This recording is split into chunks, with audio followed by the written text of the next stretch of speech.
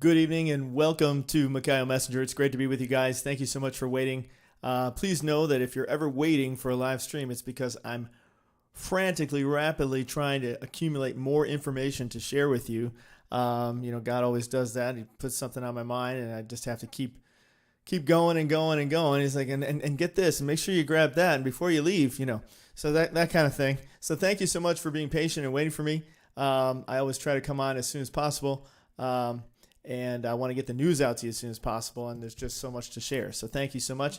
It's great to see everybody. He sees all. Katie, all right, representing Son of God, all right, and David, and all right, Porch Praise with Cass, woohoo, and who else is in the house? All right, awesome, guys. Well, the Lord is moving. The world is moving, guys. I mean, I know we're kind of on a different calculator, a different calendar. Hey, Big Iron, Freya, good to see you guys. Where we want things to happen now, because we already have all the prophecies. But what you got to understand is that these things are playing out, okay? These prophecies are playing out. And it just takes time for those things to happen. It takes 9 months to have a baby, So we have a lot of birth pains, but it takes a lot of time. Carl, good to see you. So you almost want to calculate from September. Maybe we got to go back 9 months to have a baby. Oh, wow. It goes back to the beginning of the year, doesn't it? That's kind of interesting, isn't it? So this is the year. This is the year, 9 months to have a baby. So here we are having the baby. The baby is trying to make its way forward and exit the womb, so to speak, and come into the world and be born, and the children of God are waiting to be revealed. So guys, prophecy is in the process of being fulfilled. It's hard to say. You can't say it's yet fulfilled until it actually all is completed, right? And that won't be until the end of 7 years. But we're in the process of it being fulfilled. And if you haven't hit that like button or subscribe, please do that. Hit the notification bell so you can get all of our notifications. If you haven't become a member yet, please become a member and join us in the Members Lounge. It's great to hang out with everybody. And just so you know, we meet every Sunday and Wednesday night. And we're going to have to start having members coming on live who are going to pray for us and share maybe testimonies and scriptures and maybe even lead us in song. Who knows? So if you want to get involved, if you want to share maybe a dream or vision you had or anything that's happened in your life, be sure to become a member and join the club and then get in touch with me. If you are a member, and let me know, and we'll get you on here on Sundays and Wednesdays when we have sort of our open forum time when people can ask all the questions that they want and what's ever on their mind. So be sure to join us then. And we'll be here tomorrow night around 7:26 Eastern Standard Time for that. So, all right, so here's the deal, guys. So as we know, Russia is turning off the gas to Europe, right? They're turning off the gas. It's kind of funny. It's like everybody's trying to one up each other. The West said, basically Russia said, hey, let's sit down, let's have a talk because you guys agreed back with the Warsaw Pact and so forth that you guys would not expand NATO past the Berlin Wall, basically. You wouldn't go past, Russia would have this side and you guys would be on the other side. But you've broken that over the last 40 years or so since what's more like 60 years, I guess now, since World War II, somewhere in that ballpark. And so we're not too happy about that because now you've got your forces basically are on our borders. And we can't have that because basically, you have the potential. It's kind of like someone moving their NUKEs right on your border. It's kind of like the Cuban Missile Crisis, during the time of Kennedy, when Russia basically moved their NUKEs right onto the border of America and Cuba there. And they're like, you ain't going to do that. It'd be kind of like if they did that to Mexico or Canada or anywhere else. So obviously, Russia has a fair complaint, seeing as NATO broke their agreement. They were supposed to stay where they are, and then Russia stays where they are, and we don't mess with each other. And we were actually getting along pretty nicely with Russia, and Russia was coming over to America and coming over to the West, and everybody was kind of getting along real swell. But then some dictators took over the Western countries, and basically who want to bring about a new world government, and they understand it's actually in their pact. We've talked about this in other videos. that they understand there needs to be a third world war to accomplish that goal. You basically have to break down the current system, and one of the great ways to do that is through a world war. That kind of changes the world order, as they say. And so they want to bring that about, and they understand they have to have a third world war to do that. So they basically set it up so that they could go to war. And in the case of Mr. Putin, he said, listen, I can't tolerate this. If you guys keep pushing like this, I'm going to have to push back. And so that's what happened, and he went into Ukraine. Now, it's not to say he doesn't have other motives of wanting to regain Ukraine as part of Russia and all that. We know he took Crimea back in 2014 and so forth. So, we're not saying he's a saint or anything here, but it's just that's kind of how things go. People have been one-upping each other. So they basically said, well, they give him the hand because they won a war so they can bring about their new world agenda. And so anyway, so Russia said, okay, fine. Well, if that's how you're going to be about it, then we're going to go to war, and we're going to turn off all your gas because we've been supplying gas to you guys because we've been like friends over the last 40 years or so, and maybe even less than that.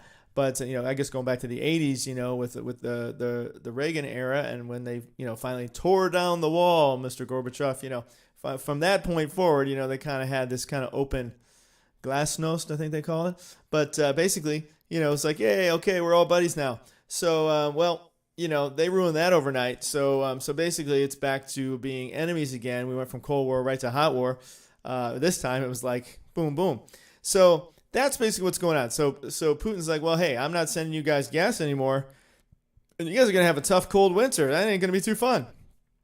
See how you like that, chomp. So it's been that kind of thing going back and forth, and so now it's a situation. Well, where is Europe gonna get its gas? Because they're basically turning it off because of the sanctions that they pulled against them. The sanctions that were supposed to hurt Russia that are actually really hurting the West, but they knew that. They want to hurt the West because they want to bring the whole system down. They want to bring the whole system of cards, take out the financial system, everything. The market's going to crash. They're going to get rid of the dollar. They're doing it all. So, and then bring in Mark of the Beast. They already got that figured out. So it's all in place. They're just waiting for the Christians to get out of the way. It'll make it a lot easier for them to just deal with, the heathen, so to speak, even from their perspective.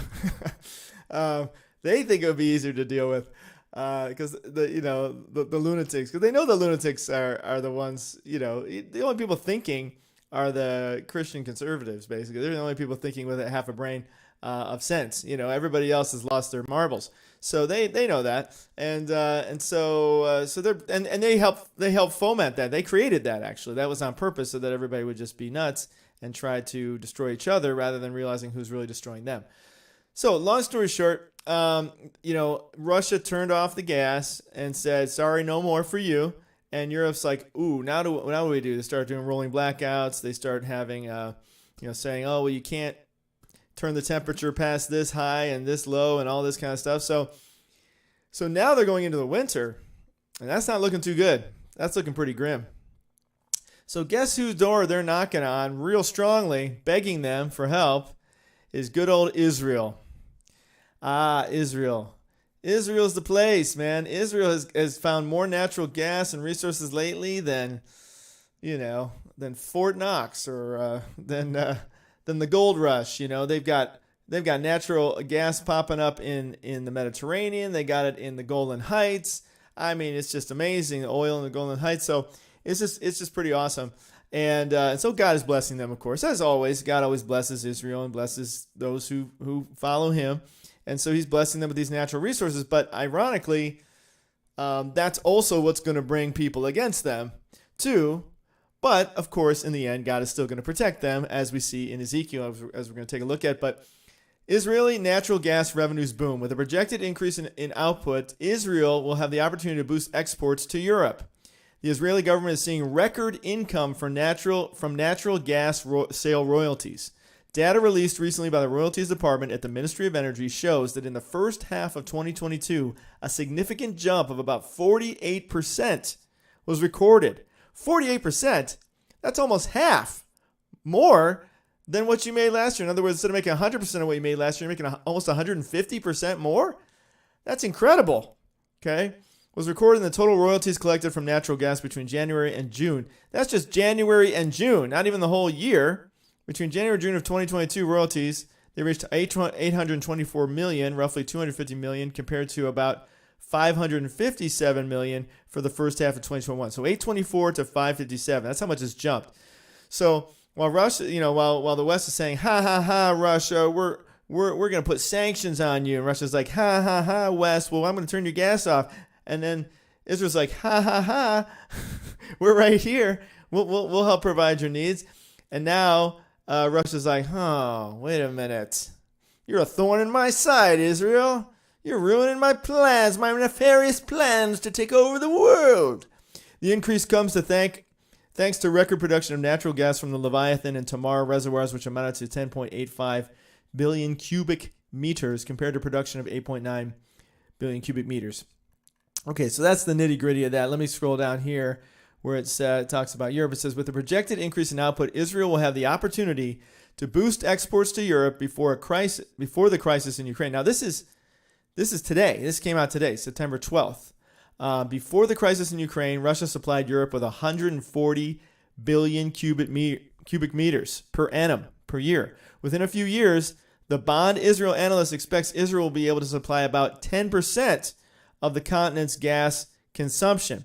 Now, 10% doesn't sound like a lot, but remember, Israel is one nation kind of getting this going, But the bottom line is, that brings hope to the world. That brings hope to Europe, and they're basically sticking it to the man, so to speak. Like, well, forget you, Russia. We don't need you anyway. And so Russia's not going to like that too much. Obviously, cutting into not just their money, like making millions and millions of dollars that Russia could have been making, $250 million there just in the first half of the year. But they're not liking that it's cramping their ability to leverage in this world war. So obviously, the fact that they're teamed up with Iran, who hates Israel, Turkey has kind of turned sour toward the West, and they're going after Greece now. Azerbaijan is moving into their next door neighbor. Everybody in the Middle East, they're like, go for it, whatever you want, grab it.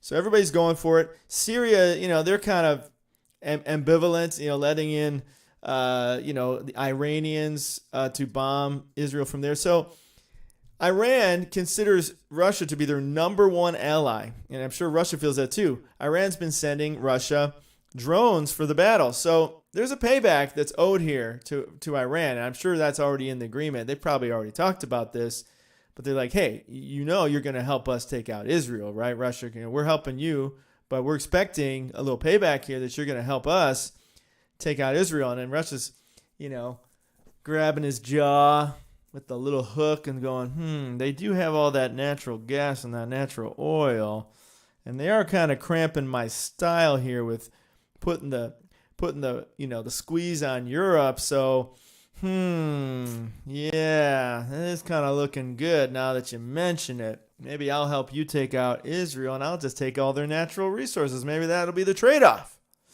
right? Right. So Israel's, part of the solution for Europe's gas woes. Listen, this is what Lapid actually said. We are going to be part. Now, this is like a direct affront to Russia. Okay. Now, Russia and Israel before were kind of frenemies. Even maybe more like friends than enemies. I would say of the frenemy nature. They kind of had a relationship there, and on pretty good terms, and they would meet with each other and so forth. But ever since this Ukraine thing started, things started to sour in a more dramatic way. Now, it's not necessarily that the signs weren't there before, but they really started to sour at that point when Israel didn't want to back Russia, but was trying to be a peacemaker between the two. But ultimately, they're not supportive of Russia's efforts there, and so they're trying to keep that balance. But the fact that Lapid said this, it says here, Israel can deliver about 10% of the gas Europe received from Russia last year, Israeli Prime Minister Lapid said. We are going to be part of the effort. Now, this is what he actually says to the German Chancellor, Olaf Scholz. He says, we are going to be part of the effort to replace Russian gas in Europe. Now, he just said this today as well, okay, or within the last 2 days. Let's see. 2 days ago he says this, September 12th. Well, it says September 12th at the top, so that's technically one day, but I guess their day starts earlier than ours. So anyway, you get the idea. He just said this, okay? Now them's fighting words, especially to a guy like Putin. He does not like anybody to say he's going to be replaced in any way. Now they could have worded that a little bit differently, but they ain't been on the best terms lately. So now he's saying we're going to be part of the effort to replace Russian gas in Europe. Oh well, them's fighting words, Replace, you think? Says Putin. You think you're going to replace me? Ha! Just wait till I see what I got planned for you, Israel.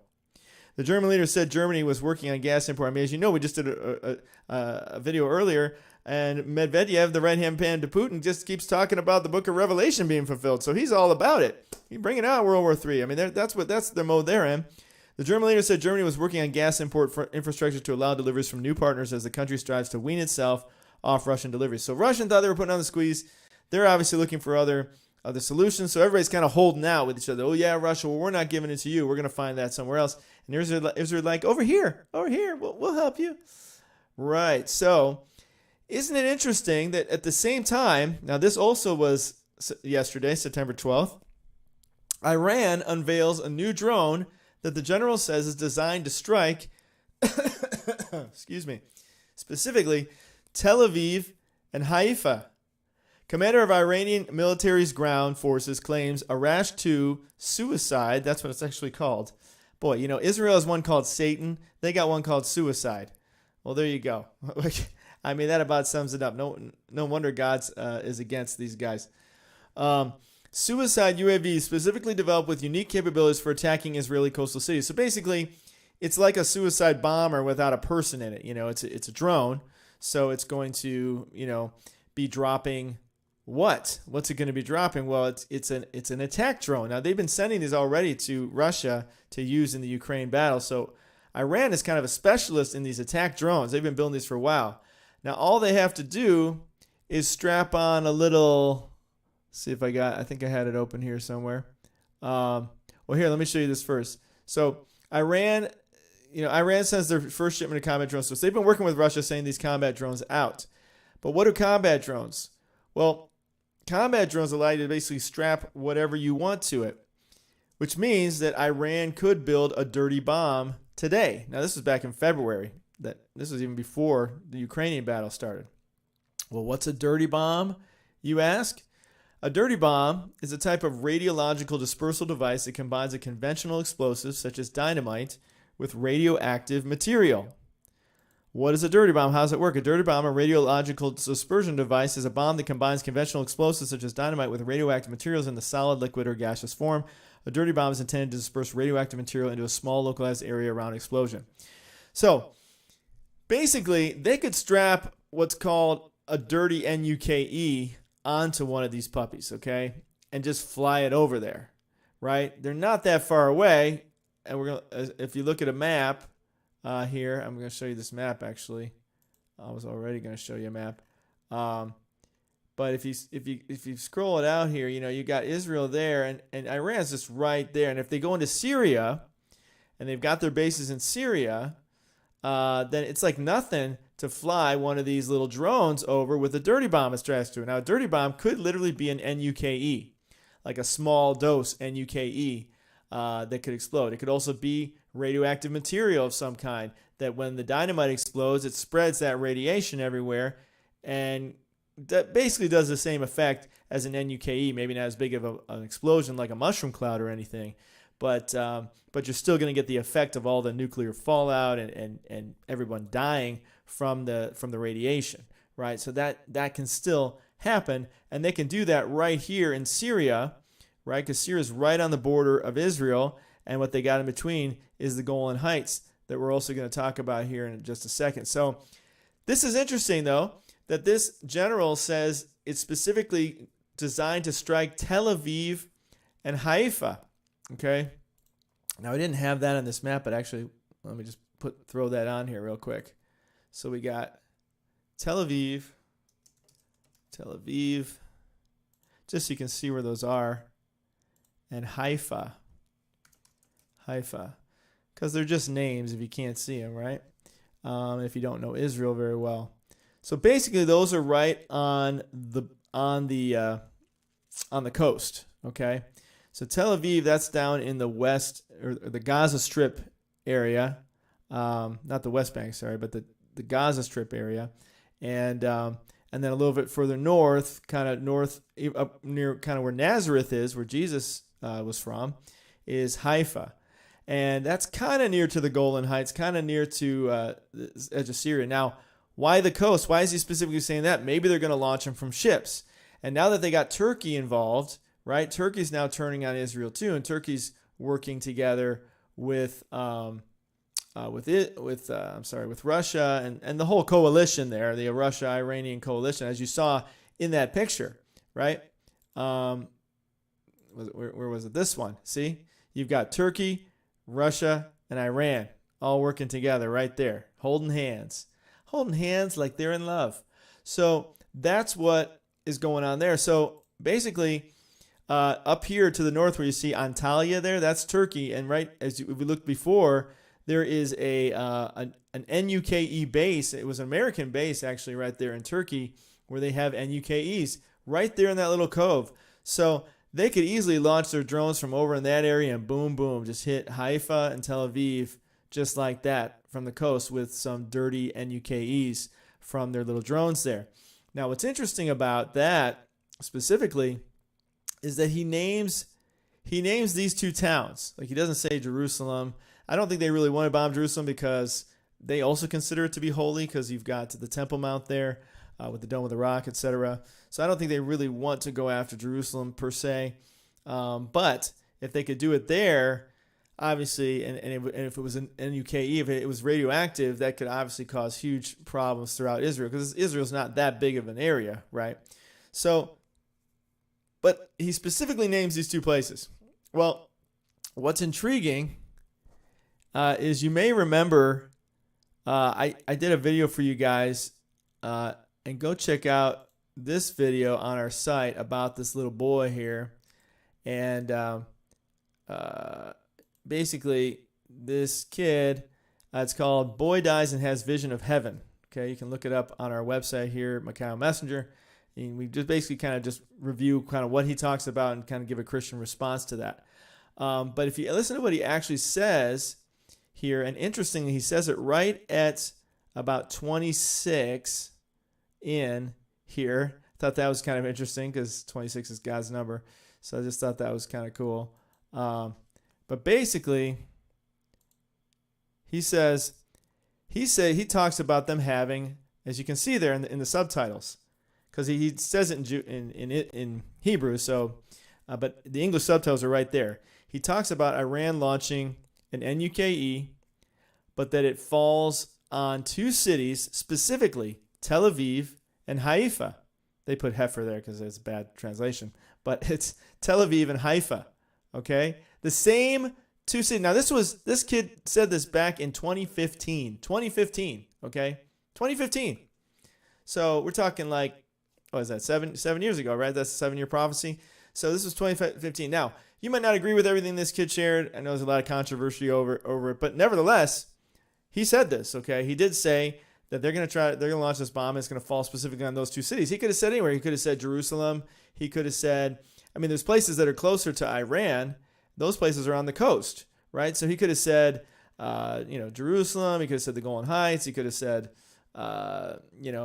Jericho, or, I don't know. He could have said, he could have named any other place in here, right? Bethlehem or something. But instead, he names those particular two cities that they're going to launch it. But what he says is going to happen is that they're going to launch it, but it's going to fire back on them. And from what I understand, the drones that Iran has been sending to Russia have been malfunctioning. They haven't been performing very well. They're not doing what they're expected to do. So it could be one of those moments that they launch this over there, and it's that scripture, that old scripture. Maybe I'll show. Let me see if I can show that to you here. Let's see if I can find it real quick. I wasn't planning on sharing it, but it's kind of an appropriate scripture for this. Let me see if it comes up here. It says, oh, no, not that one. Let me see. Just calling an audible here real quick. Hold on a second. There's a scripture basically. Proverbs 26:27. It says, he who digs a pit will fall into it. And that's basically what they're doing. Whoever digs a pit will fall into it. If someone rolls a stone, it will roll back on them. Okay? And that's basically what's going to happen here with Iran. According to Natan, this 15-year-old, which I don't know what happened to this kid. I've been trying to find out where is he now. So if everybody finds him, let me know. But whoever digs a pit will fall into it. If someone rolls a stone, it will roll back on them. Well, that sounds like what's going to happen with Iran. They're going to launch this thing. It's supposed to, if you remember, when they've been launching rockets out of the Gaza Strip, I think it is, they, I believe that's from the I think so. I think it's from the West Bank. I guess that is the West Bank. I get confused with the terminology because West is on the west side. So anyway, but they've been launching rockets at Israel, as you know, the Iron Dome, right? It's been protecting. They've been launching rockets. Well, some of those rockets have fallen back into their own territory and bombed their own buildings and their own people. And it sounds like what's going to happen is, according to this boy's vision and what he saw, is that they're going to launch it, but it's going to fall back on them instead. But it is interesting that he names the exact same cities that this general 7 years later, who probably knows nothing about this kid and is a Muslim, not a Jew, so he's not going to be thinking about some Jewish prophecy that the kid had, names the exact same cities that they're ready to strike with these drones. So that is very intriguing. A couple more things on this. So you understand with the dirty bomb concept there. Well, why else might Russia get involved? Well, we kind of talked about it a little bit. There's great plunder here. Okay, they found more oil in the Golan Heights, and I talked in length about this before, but they found more oil in the Golan Heights than Saudi Arabia. Okay, and everybody knows Saudi Arabia is known for their oil, right? Genie is out of the bottom. More oil in the Golan Heights than Saudi Arabia. Okay, and it says here that we are talking about a stratum which is 350 meters thick. Make this a little bigger. 350 meters thick. And what is important is the thickness and the porosity.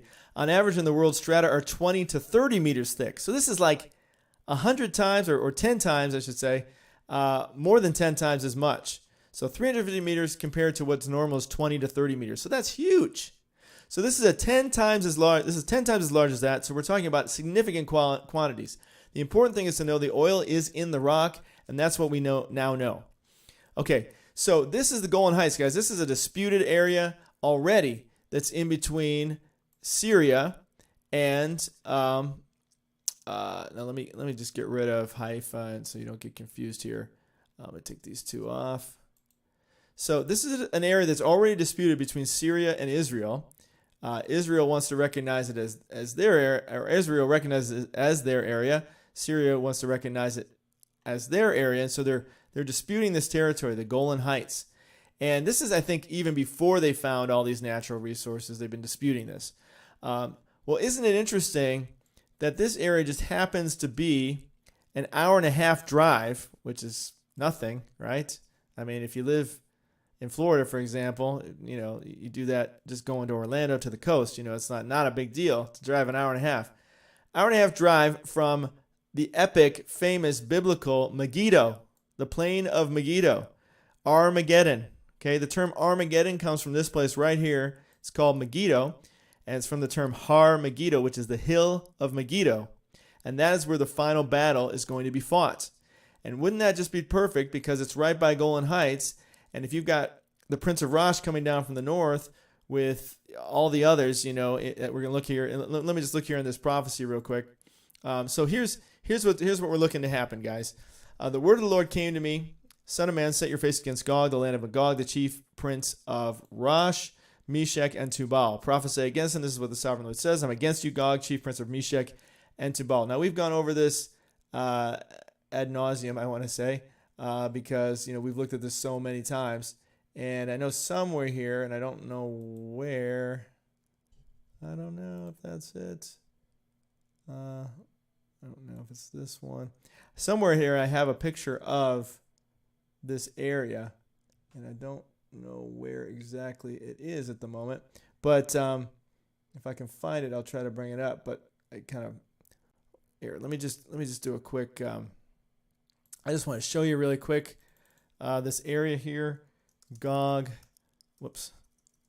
So this is what we're looking at, Gog, Magog map. And we've done a lot of videos on this. Go look at our channel. You'll find a lot of videos on this. But Gog and Magog, okay? So it's basically we're talking about Russia. We're talking about Turkey. We're talking about Syria.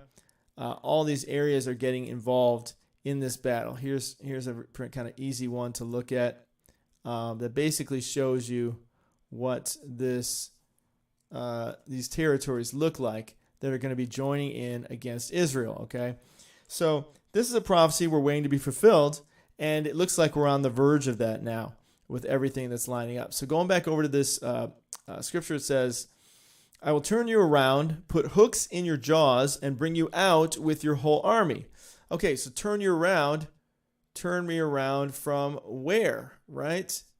Well, he's currently over there in Ukraine, right? So he's got to get turned around and brought down to Israel.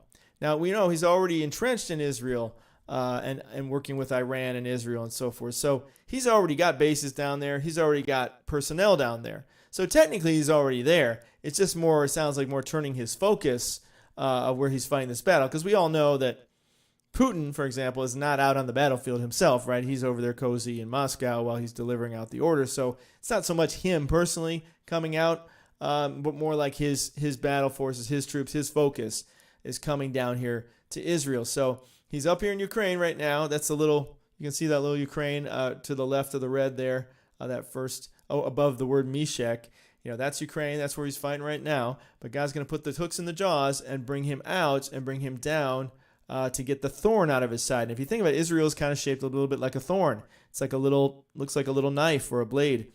So it's kind of interesting, kind of a thorn in the side there in the Middle East as they're trying to shore things up under the Muslim banner. And they got this little Israel, this little gleam of hope for the Lord that they can't stand, that little light that shines too bright, that city on a hill that they want to try to take out, right? Of course, God's not going to let that happen. I will turn you around, put hooks in your jaws, and bring you out with your whole army, your horses, your horsemen fully armed, a great horde with large and small shields, all of them brandishing their swords. Persia, which is Iran, Cush, that's Ethiopia, and Put, Libya, which they have also been aligned recently with Russia because of their civil wars and things that are going on, so they have favors to repay, will be with them, all with shields and helmets. Also Gomer with all its troops, and Beth Togarmah from the far north with all its troops. So you got them all surrounded. They're all coming down from the north, and many nations with you. Get ready, be prepared, you and all the hordes gathered around you, and take command of them. After many days you will be called to arms. In future years you will invade a land that has recovered from war, whose people were gathered from many nations to the mountains of Israel. So there you go. From the diaspora, from when all the Israelites left Israel back in the day, to coming back in 1948, now they've reformed as a nation. They're 74 years old, and they've never made it this far as a nation, as their own prime minister said, Naftali Bennett.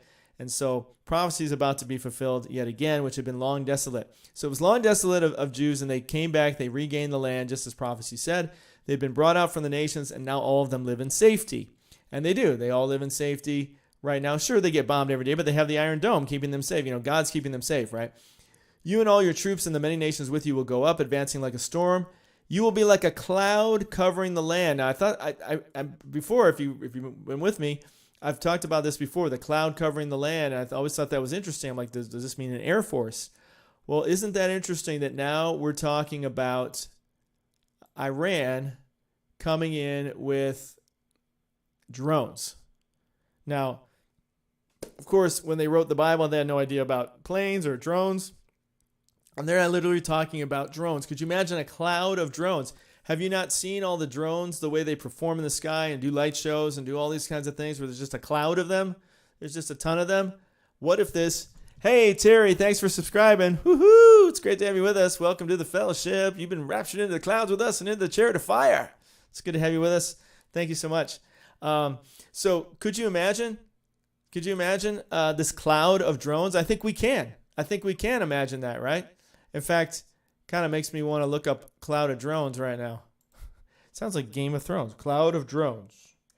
Tune in Wednesday nights for Cloud of Drones. Cloud of Drones. I just want to see what comes up if I put in Cloud of Drones. See if I see a picture of a cloud of drones. Okay, there you go. That's kind of the idea I was looking for. So look at all those drones. I mean, what if it's something like that comes over Israel with a bunch of dirty bombs on it? I mean, drones, they could basically go anywhere and do anything. They're so tiny, you could sneak them in. They're a lot easier. They can fly under the radar really easily. So what if you get this?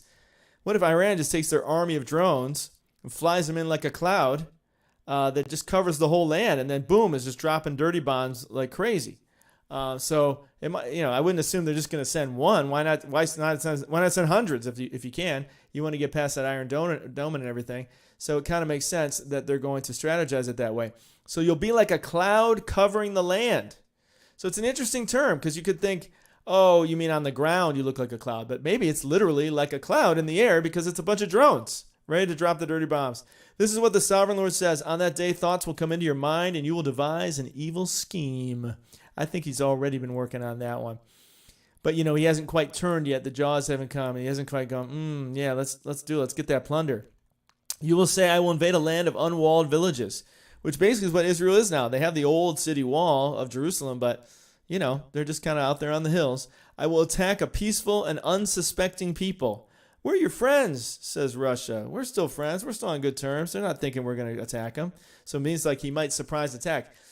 Meaning it could happen any day now, guys. I mean, if they're talking about this, it could be a surprise attack. I mean, they probably are thinking they're going to have to make it a surprise attack because the Iron Dome's going to take them out anyway. So, it's not like they announce these things. They just start bombing, and then the Iron Dome responds. So I will attack a peaceful, unsuspecting people, all of them living without walls and without gates and bars. I will plunder and loot. Plunder and loot.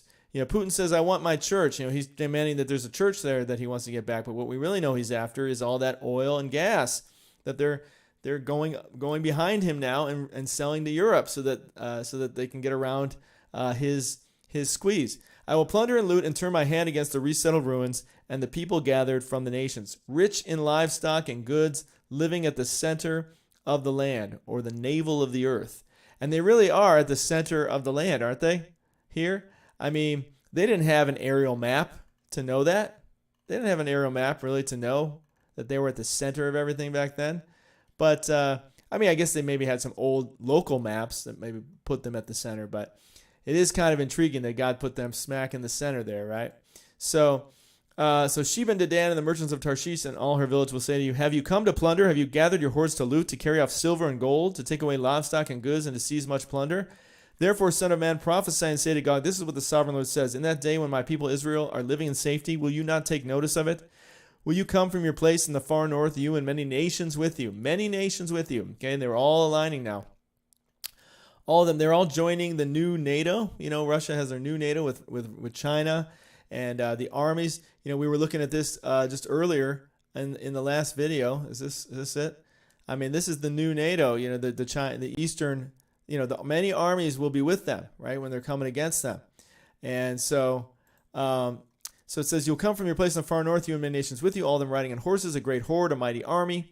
And they were all on tanks, I guess metal horses. You will advance against my people Israel like a cloud. There's that cloud again. You're going to advance like a cloud that covers the land. In days to come, Gog, I will bring you against my land so that the nations may know me. So isn't that interesting? He's bringing Gog against the land so that the nations may know him. How is bringing Gog against the land going to help the nations know him? Unless, perhaps, there is a combined reveal going on here. That God is going to both take out Gog and Magog and also reveal himself at the same time. I know we've talked about this at length in many other videos. Be sure to check out the other videos on this. But isn't that an interesting thought, that this may all correspond? Now, we're looking for an escape here before the end of the month. At least I am, based on all biblical prophecy. And the calendar and everything else lining up. If it doesn't happen, there's going to be a lot of things that would not be fulfilled, it would seem. Maybe they will be fulfilled another way. But yeah, so that's a pretty short time that we're looking at, and really more like 12 days, So could it happen in 12 days that he's going to come like a cloud? Well, if it's a surprise attack, I suppose it could. And if it's just drones are kind of easy to move around. I mean, Israel lately has been bombing the airports in Damascus, and we also know that's another prophecy, the bombing of Damascus in Isaiah 17. So they've been bombing Damascus a lot lately as well, taking out the shipments of those drones that are coming in and of those military supplies. Drones are relatively small. They can kind of move them in, get them all ready, and then just go and fly the cloud. They can fly that cloud over. He says, you will advance against my people, Israel, like a cloud that covers the land. So that's very interesting. In days to come, God, I will bring you against my land so the nations may know me when I am proved holy through you before their eyes. That's interesting. How's he going to do that? This is what the sovereign Lord says. You are the one I spoke of in former days by my servants, the prophets of Israel. At that time, they prophesied for years that I would bring you against them.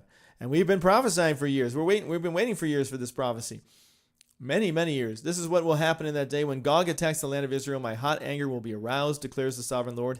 In my zeal and fiery wrath, I declare that at that time there shall be a great earthquake in the land of Israel. Now we know Revelation 6 talks about that great earthquake and how much of this really seems to coincide with Revelation 6, Matthew 24, and it makes you wonder, are the two going to coincide? There's a strong possibility it could happen. Again, a while back I was like, I don't know if it's going to happen that quickly. Now things are pretty much in place, and they're pretty much talking NUKE. And wouldn't it be interesting if maybe the first strike is Israel against Israel, not necessarily against USA, or maybe there's a combined strike at the same time. But that is, it's already on the table. They're talking about, 3 times now. They're quoting the, Revelation and the Apocalypse and World War III and talking about NUKEs. And now they're basically saying, we may use smaller NUKEs here and there throughout the war. So could this be the first strike that happens? And could it come as a cloud similar to Pearl Harbor, when the Japanese just surprised everybody and just showed up one day as a cloud and started bombing Pearl Harbor and nobody saw it coming? Could it be something like that they're getting all the drones in place and they're just going to suddenly unleash them here, perhaps even within the next 2 weeks or less, that they might unleash the beast, so to speak. The fish in the sea, the birds in the sky, the beasts of the field, every creature that moves along the ground, all the people on the face of the earth will tremble at my presence. Now again, it's an interesting thing for God to say, because he's painting all this picture about Gog and Magog coming in like a cloud, but then he keeps referring back to himself, his own presence, right? When he says things like, I'll bring you against my land so that the nations may know me. Well, how is bringing them against the land help us know him? And then down here, he's saying, the people of the face of the earth will tremble at my presence. So they're not going to tremble at Gog's presence. They're going to tremble at God's presence. Well, that's an interesting combination that may coincide with the return of Christ. And that's what we're looking toward. There is a great earthquake meant to happen then as well. And he's going to gather his elect. And could it all coincide? Could that be, in a sense, could that be what God uses maybe even as a justification, as a straw breaking the camel's back? Like, really? You're going to come on my people? Okay, that's it. I'm coming out of heaven and I'm going to get my saints. And, could be almost as a coinciding action, corresponding action that's going on there. The mountains will be overturned. The cliffs will crumble. Every wall will fall to the ground. Well, it says something very similar like that in Revelation when Christ returns and they see him sitting on the throne. They see the face of him sitting on the throne and the wrath of the Lamb. The mountains will be overturned, the cliffs will crumble, and every wall fall to the ground. I will summon a sword against Gog on all my mountains, declares the sovereign Lord. Every man's sword will be against his brother. That's very similar to Revelation as well.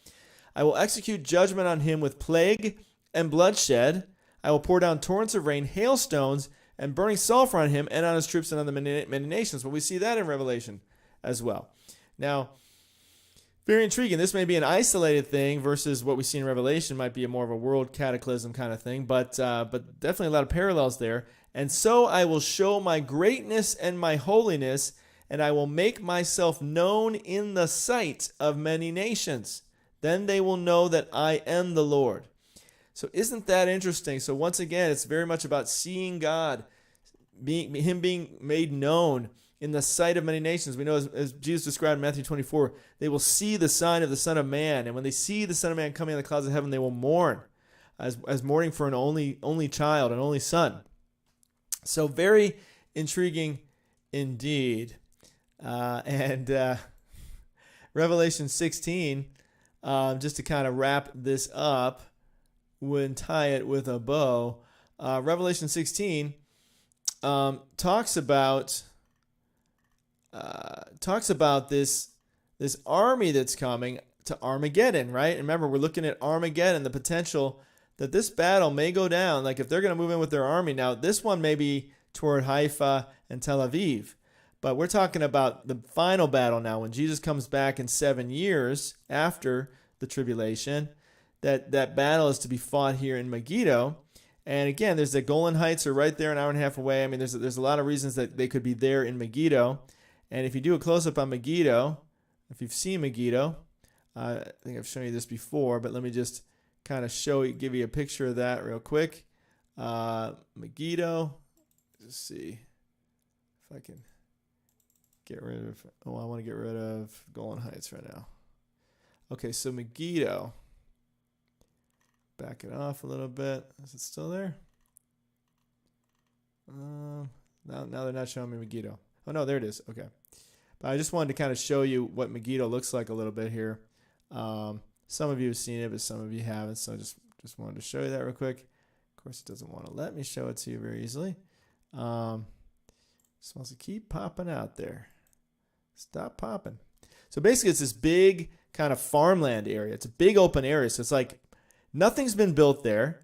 There's this little hill called Megiddo, where there's like a little bit of a town or something there. And this little side keeps wanting to open. What do I got to do? Just close it all together? So anyway, but you see all that farmland? And it's perfect for a battle. It's perfect for a battlefield. It's a perfect spot to have tons of armies coming together fighting. And if they're going to fight against Christ, they may all gather there as sort of a meeting place, coming in from the east, coming down from the north, right? Because you've got